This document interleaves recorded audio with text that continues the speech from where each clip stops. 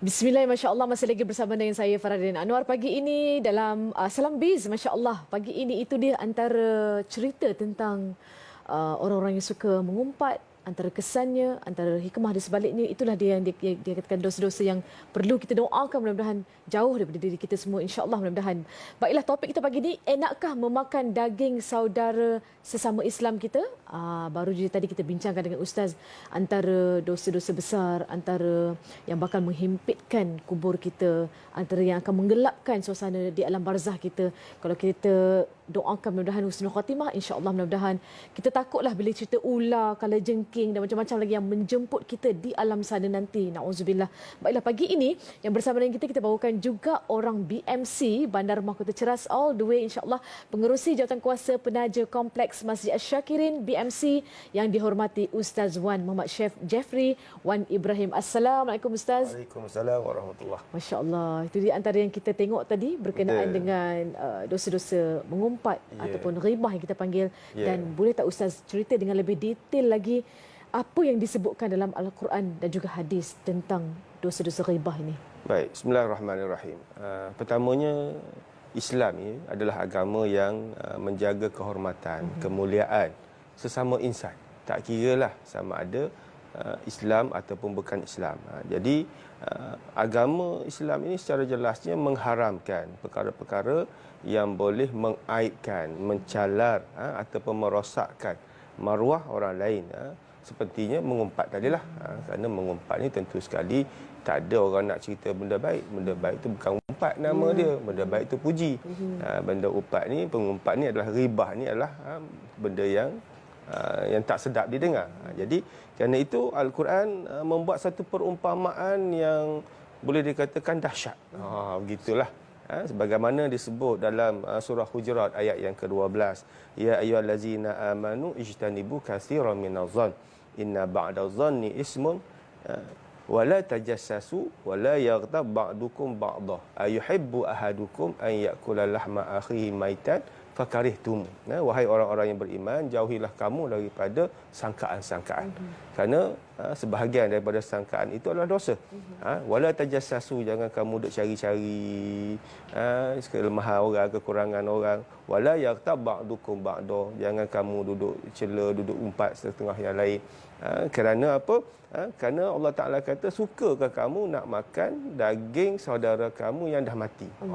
Maknanya mengumpat itu Allah umpamakan dengan makan daging saudara kita.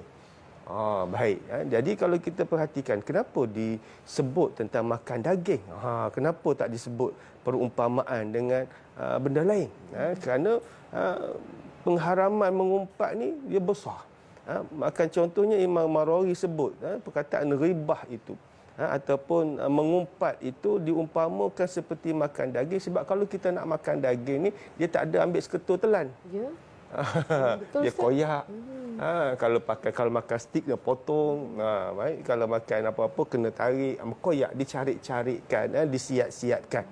Maka kalau nampaknya cara tu tambah-tambah kalau sebab Al-Quran ni dia turun dalam situasi masyarakat orang Arab dan sebagainya. Orang Arab kalau nak makan kambing tarik maknanya cara itu disebut nampak cara seolah-olah kata ganas sikitlah. Gitu. Jadi kalau kita orang hidup dibuat begitu tentu sakit. Dan kalau kita perhatikan juga perkataan ribah. Ribah ini diambil daripada irtaba, yartibu, yartabu. Ghayaba. Ghayaba ni maksudnya tidak dapat dilihat oleh mata. Sebab itu ribah ini dia berlaku apabila kita mencela orang lain dalam keadaan orang itu tidak ada di hadapan. Itu namanya ribah. Okey. Kalau dia ada di hadapan mungkin lainlah. Tapi ribah ni maknanya kita sebut hal orang ketika mana dia tidak ada di hadapan kita. Sebagaimana Nabi sebut dalam sebuah hadis ketika mana Rasulullah SAW bertanya pada para sahabat, atadruna mal ghibah? Wahai sahabat-sahabatku, kamu tahu ke apa itu ribah? Maka jawab para sahabat, wallahu wa rasuluhu a'lam. Allah dan Rasul yang lebih tahu. Maka Nabi pun jawab, qala zikruka, kamu menyebut akhaka, kamu menyebut perihal saudara kamu bima yakrah, dengan apa yang dia tak suka. Faham? Kamu sebut perihal ni kadang-kadang orang kita ni kena faham juga tafsiran ribah ni. Menyebut tentang saudara kamu ataupun siapa saja ni yang dia tak suka dengar. Tak kiralah apa saja pun. Faham? Kalau dia tak suka dengar, mengumpatlah tu. Kita sebut tentang kelemahan dia, kita sebut tentang kekurangan dia, kita sebut tentang suara dia, penampilan dia, gitu gini. Kalau dia dengar dia tak suka. Hidung dia tak mancung. Biasalah, hidung ni bukan kita boleh buat sendiri. Kalau saya boleh buat sendiri, saya tak nak hidung macam ni, nak mancung lagi. Dah itu kejadian Allah kan. Kalau Allah Taala, kalau kita boleh buat sendiri nak macam mana, senang. Jadi jangan seolah-olah apabila kita mencela mengumpat kekurangan orang tu, seolah-olah kita mengumpat mengatakan Allah ni tak pandai nak cipta. Itulah dia. Tak pandai Allah cipta jadi cantik ke, contohnya. Contoh begitulah. Baik. Kemudian kalau kita perhatikan, seluruh ulama ni telah sepakat bahawa ghibah ni dosa besar. Sebagaimana yang Nabi sebut dalam satu hadis, disebutkan fa inna dima'ukum wa amwalukum wa a'radukum haramun alaikum. Sesungguhnya darah kamu, darah saudara kamu, darah kamu, harta kamu dan juga maruah kamu adalah haram atas orang lain, kata antara kamu. Maknanya di situ disebut juga maruah, dan pastinya dalam mengumpat ni dia menuju kepada maruah. Dan yang lebih kita takut dalam bab maruah, dalam bab ghibah ini ialah apabila kita buat dosa ghibah, mengumpat. Kalau dosa lain kita boleh taubat senyap-senyap, malam-malam bangun menadah tangan, taubat gitu. Tapi apabila berkaitan dengan orang lain, kena berjumpalah. Kena minta maaf. Kena minta maaf. Kalau dia maaf, alhamdulillah. Kalau sekali dia kata aku dah tak larat nak maaf engkau ni, engkau asyik mengumpat aku je, letihlah kita. Jadi itu yang lebih berat yang kita kena fikirkan dalam bab ghibah. Sesama manusia. Ya. Besar tu. Besar tu kena jumpa dan minta maaf, insya-Allah. Mudah-mudahan baiklah. Sebab itulah memang ghibah ataupun mengumpat ini tidak dibenarkan. Kalau boleh elakkan kerana ia dah jatuh kepada dosa besar. Dan ada tak Ustaz dalam dunia realiti dah tahun 2024 ini umpatan yang dibenarkan? Sebab kadang-kadang Ustaz tengah-tengah mengumpat tu kita nak sedapkan hati kita juga Ustaz. Kan kita duk kata, alah kita bukan mengumpat, kita cakap tentang kenyataan, realiti. Betul-betul. Sedangkan dia tambahnya lauk sotong, dia tambahnya lauk tempe, macam-macam lagi Ustaz. Jadi adakah ada umpatan yang dibenarkan dalam Islam? Imam Nawawi menyebutkan ada 6 tempat yang dibenarkan untuk kita mengumpat. Ada 6 keadaan. Maknanya kita nak bukan mengumpat, menceritakan perihal orang lain yang tak baiklah. Maknanya istilah mengumpatlah. Pertamanya apabila kita mengadu kepada hakim ataupun kepada penguasa, pada polis contohnya, buat report tentang keburukan seseorang, itu boleh. Yang kedua ialah kita membantu dalam nak mencegah perkara yang mungkar. Maka kita sebut orang ni begini, membantu. Supaya tujuannya orang yang buat benda mungkar tu balik semula ke jalan yang benar. Contohnya juga kita diminta jadi saksi, kita kena sebut keburukan, itu boleh. Kemudian kita menceritakan kepada mufti ataupun orang agama yang boleh memberi fatwa untuk kita mendapat fatwa. Macam mana keadaan orang ni berani gini, kita nak dapatkan fatwa. Itu yang ketiga. Yang keempat, kita nak mencegah umat Islam daripada sesuatu keburukan. Serta kita nak nasihat dia. Maknanya kita minta nasihat, menyebutkan keburukan. Itu boleh. Yang kelima ialah mencerita perihal orang yang melakukan dosa secara terang-terangan. Dia ni terang-terang buat dosa. Contoh minum arak, kita sebut nama dia. Itu boleh. Dan yang keenam yang dibolehkan, kalau orang tu memang sudah ditahu, orang semua tahu dia itu contohnya dia ada kekurangan, dia buta ke, dia bisu ke, jadi nak memperkenalkan mat mana, alamat yang buta tu, mat ramai, mat mana, mat yang bisu tu, jadi mat itu. Tapi seelok-eloknya kalau boleh elakkan. Tapi kalau tak ada cara lain dah, orang nak kenal mesti dikaitkan dengan kekurangan diri dia. Yang itu dibolehkan. Itu sajalah yang dibolehkan. Itu sahaja. Selain daripada 6 tujuan tadi, memang tak boleh. Tidak dibenarkan. Subhanallah. Sudah-sudahlah dengan dosa besar kita yang kita sebutkan tadi dalam alam barzah tadi pun tak habis lagi. Takut kan?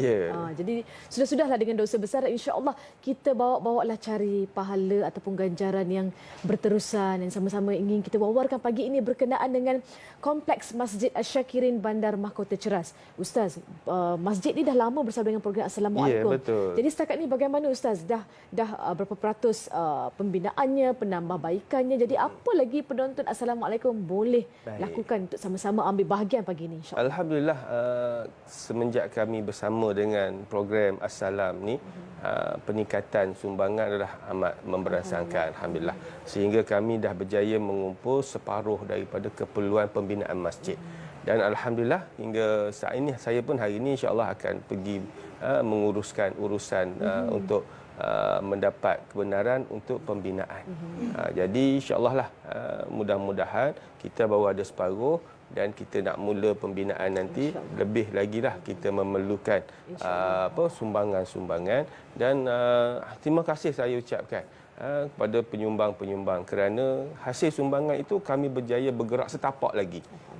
Daripada dulu kami tertunggu-tunggu sumbangan daripada penyumbang, kami dapat gerak setapak. Dan kami berharap apabila kami setapak tu nak bergerak lagi pun kami masih mengharapkan sumbangan lah. Kerana kita sedia maklum sumbangan kepada masjid ni bukan hanya pahala berterusan.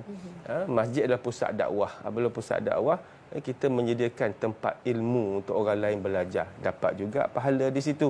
Pusat ibadah, kita dapat juga pahala di situ. Dan kemudian anak-anak kita pergi ke tempat tu ataupun anak-anak siapa-siapa pergi, dia mendoakan kita pula. Maknanya masjid ini adalah sumber pahala. Bukan sumber pahala dalam sudut ibadah sahaja, dari sudut dakwah, dari sudut ilmu, apa saja. Itulah peluang yang besar. Hebatnya orang yang dapat menzahirkan terima kasih kepada Allah, syukur kepada Allah dengan menginfak kepada pembinaan masjid dan sebagainya. Maka pahala itu dia tidak kata satu, dia banyak cabang. Jadi kita ni pun nak harap gitulah. Orang sujud kita dapat pahala, orang buat kuliah kita dapat pahala, orang singgah musafir singgah kita dapat pahala. Masya-Allah, hebat. Berterusan Ustaz. Berterusan. Dan bukan satu, banyak. Bukan kita kata dapat pahala kerana orang solat je. Tak, orang singgah belajar dapat pahala. Orang terdesak singgah pun dapat pahala. Itulah kelebihan dia. InsyaAllah kita sama-sama kejarlah kelebihan tersebut. Kita sama-sama bantu dan insyaAllah Allah juga akan menghadiahkan kita sebuah rumah. Masya-Allah, yang itu sudah pasti. Sebuah yang cukup hebat, cukup gagah. Di syurga nanti mudah-mudahan. Amin ya rabbal alamin. Itu dia sekian perbincangan kita pagi ini, masya-Allah, berkenaan dengan enakkah memakan daging saudara sama Islam.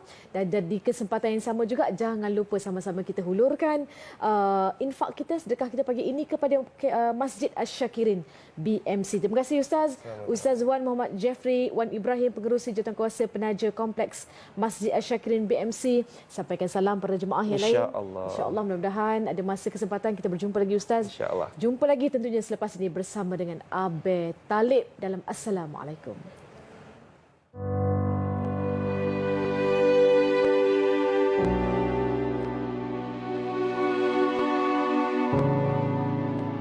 Sudah 20 tahun aku menunggu. Ya Allah, sempatkan aku.